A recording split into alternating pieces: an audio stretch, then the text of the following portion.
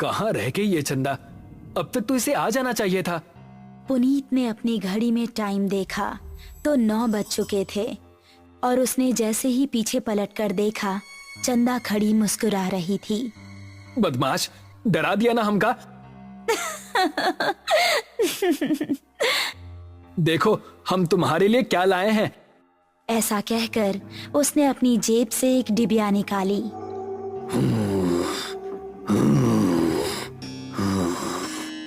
तभी उन दोनों को किसी के सांस लेने की भयानक आवाज सुनाई दी।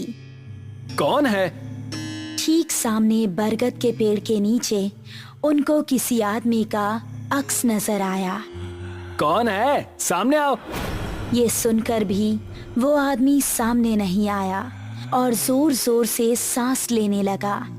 अभी देखते हैं कौन ससुरा है। ये कहकर पुनीत उसके पास जाने लगा। जैसे ही पुनीत उसके पास पहुंचा, उसने भी 2 कदम आगे बढ़ाकर पुनीत का गला पकड़ लिया। उसको देखकर पुनीत और चंदा दोनों का दिल दहल गया। उस आदमी की गर्दन कटी हुई थी और थोड़ी सी खाल में अटकी लटक रही थी। चंदा चिल्लाई और गांव की तरफ ऐसी भागी कि उसने पलटकर नहीं देखा। गांव पहुंची तो उस टाइम पुनीत के पिता घर के बाहर थे। अरे चंदा बिटिया, इतनी डरी हुई काहे लग रही हो? वो पुनीत। चंदा ने हाफते हुए उनको पूरी कहानी सुनाई।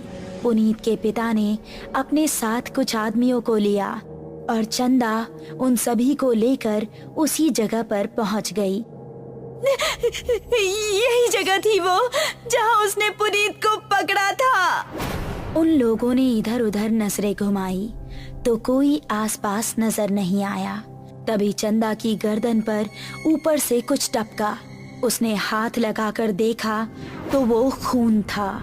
पेड़ की डाली के ऊपर पुनीत की बिना गर्दन की लाश टंगी हुई थी और उससे खून टपक टपक कर नीचे गिर रहा था। शहर से दूर एक छोटा सा गांव सरूपुर। रात के समय सभी अपने अपने घरों में आराम कर रहे थे। बाबूजी, हम जरा अपने दोस्त महेश से मिलकर आ रहे हैं। उसकी तबीयत जरा ठीक नहीं है ना? ठीक है, लेकिन जल्दी आना। जी बाबूजी।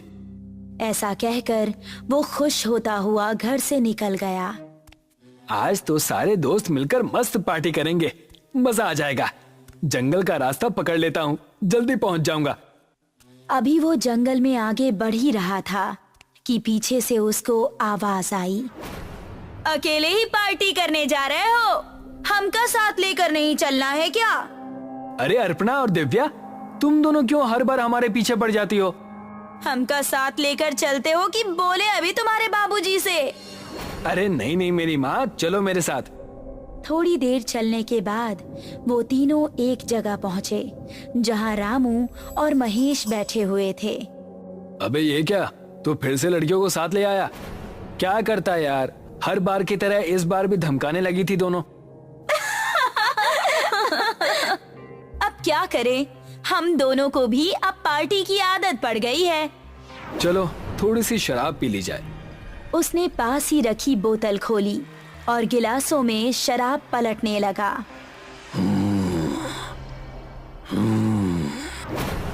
तभी उनको किसी के सांस लेने की आवाज सुनाई दी। उन्होंने देखा तो पांचों के रोंगटे खड़े हो गए। सामने से कठमुंडू चलता हुआ आ रहा था। उन्होंने कदम बढ़ाए ही थे कि तभी कठमुंडू ने दिव्या को पीछे से पकड़ लिया। उसने दिव्या को इतनी जोर से कसा कि उसके मुंह से खून निकल गया। बाकी चारों अब बेहद डर गए और वहां से भाग निकले। दिव्या उसकी पकड़ में फंसी दर्द से कराह रही थी।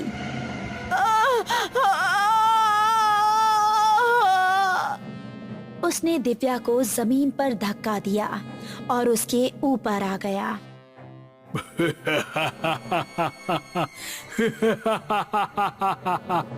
उसने दिव्या के सीने में हाथ डाला और उसके सीने से खून की धारा निकल पड़ी।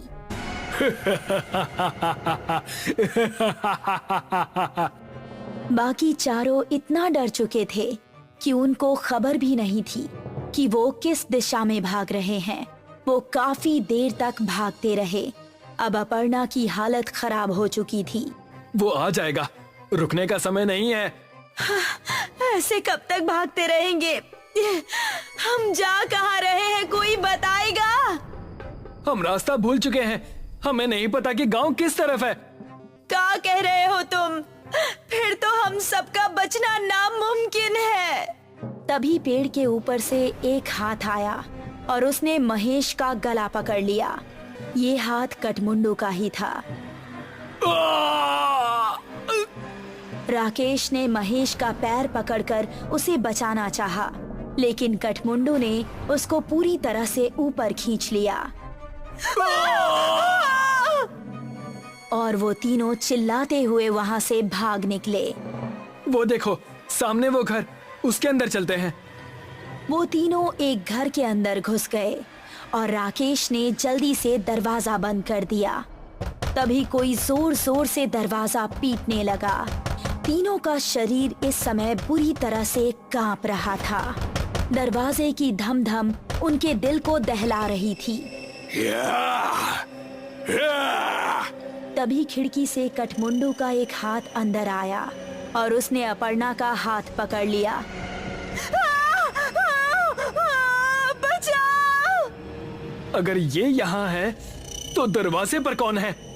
राकेश ने दरवाजा खोला तो सामने गांव के बिरजू काका थे। बिरजू काका जल्दी से अंदर आए। उन्होंने कठमुंडू का हाथ पकड़ा और छुड़ाने लगे। कठमुंडू उनके छूते ही चीखने लगा।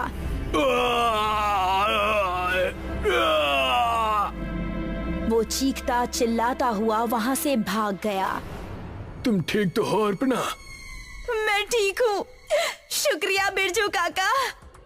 तुम लोग यहाँ करने क्या आए थे, वो भी इस समय? हमसे गलती हो गई बिरजू काका, लेकिन ये कौन है और आपको देखते ही वो भाग कैसे गया? ये कठमुंडू है। ये सुनकर वो तीनों एक दूसरे का मुंह देखने लगे। बहुत सालों पहले हमारे गांव में एक डाकू पल्लव सिंह का बड़ा खौफ था। गांव में एक बूढ़ी औरत रहती थी जिसका एक ही बेटा था। उसने धूमधाम से अपने बेटे की शादी की। शादी के अगले ही दिन डाकू पल्लव सिंह ने हमला बोल दिया। उसने पति और पत्नी दोनों को मार डाला और सारे गहने लूट लिए। अपने बेटे और बहू को मरता देख बुढ़िया तड़प उठी। पल्लव सिंह, जिस सोने के लिए तूने मेरा परिवार उजाड़ दिया, यही सोना तेरे लिए अभिशाप बन जाएगा। तू कभी नहीं मरेगा, सिर्फ भटकता रहेगा और इस सोने से हमेशा दूर भागेगा। ये सुनते ही पल्लव सिंह हंसता हुआ वहां से चला गया। कुछ दिन बाद पल्लव सिंह के ही एक आदमी ने उस पर हमला कर दिया। वो उसकी जगह सरदार बनना चाहता था, लेकिन पल्लव सिंह तलवार के हमले से भी नहीं मरा। उसकी गर्दन आधी ही कटी और थोड़ी सी खाल में अटक कर रह गई। उसने अपने सभी साथियों को मार गिराया। उसने अपने उंगलियों में जितनी भी सोने की अंगूठियां पहनी थी वो गर्म होने लगी और उसके हाथ जलने लगे। बुढ़िया का श्राप अब शुरू हो गया था। उसने सभी अंगूठियां उतार फेंकी और जंगल में भाग गया। तब से अब तक वो जंगल में ही रहता है। मेरे छूने से वो इसलिए भाग गया क्योंकि मेरे हाथ में ये सोने का कड़ा है। ये कहानी सुनकर वो तीनों हैरान रह गए। चलो यहाँ से निकलो, वो फिर से आ सकता है। बिरजू काका को रास्ता पता था, इसलिए वो तीनों उनके पीछे पीछे जा रहे थे। जब वो जंगल की सरहद पर आ पहुंचे थे, तभी कठमुंडू वहां आ गया। उसने अपर्णा का पैर पकड़ लिया।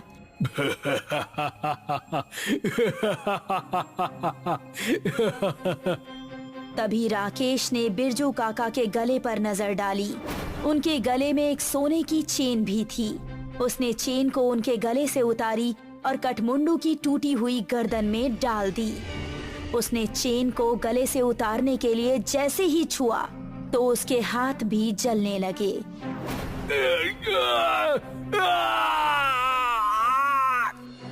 वो वहां से भाग निकला। उसके बाद वो चारों गांव के अंदर ही जाकर रुके। जब उनको देख गांव वाले इकट्ठा हुए तो उन्होंने सबको अपने साथ बीती हुई घटना सुनाई। वो दिन था और आज का दिन है।